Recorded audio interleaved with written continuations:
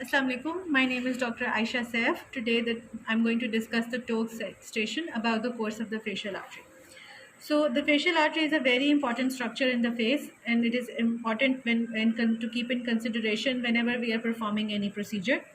The TOKS command is usually going to be draw the course of the facial artery on this patient. So to approach this talk station, the first step is to introduce yourself to the patient and then take a written informed consent. After taking the informed consent, now the time is to draw the course. There are three important landmarks when you are drawing the facial artery. The first landmark is located here. If you see my pen, okay, this is the point which is present at the angle of the jaw, just anterior to the border of the masseter muscle. For this landmark, you have to give the patient the command to clench their teeth, and you have to palpate the masseter muscle and then make a point at the anterior border and just on the angle of the jaw. The second point in the course of the facial artery is going to be around here. This point is located 1.2 centimeters away from the angle of the mouth. The third point in the landmarks of the facial artery is going to be at the medial canthus of the eye, around here. Between these three landmarks, we are going to draw the course of the facial artery.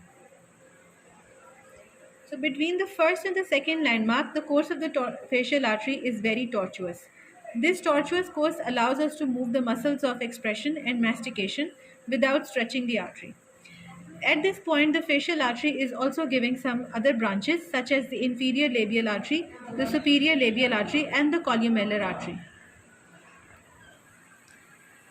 Between the second and the third point, the facial artery is moving in a diagonal direction towards the medial canthus of the eye. As it moves medially, it gets more superficial. It is passing very close to the ala of the nose. At this point, it is also giving the lateral nasal artery, after which it will now become the angular artery and reach the medial canthus of the eye. At this point, the course of the facial artery has ended, and now it will join and make an anastomosis with the other arteries of the face that are located in this region. Okay. After doing this, marking the course of the facial artery, we will now thank the patient and return to the examiner. The examiner's questions will most likely be directed now to the danger areas of the face, for which I have prepared a text message to help you understand them and the tips to avoid these danger areas. Thank you.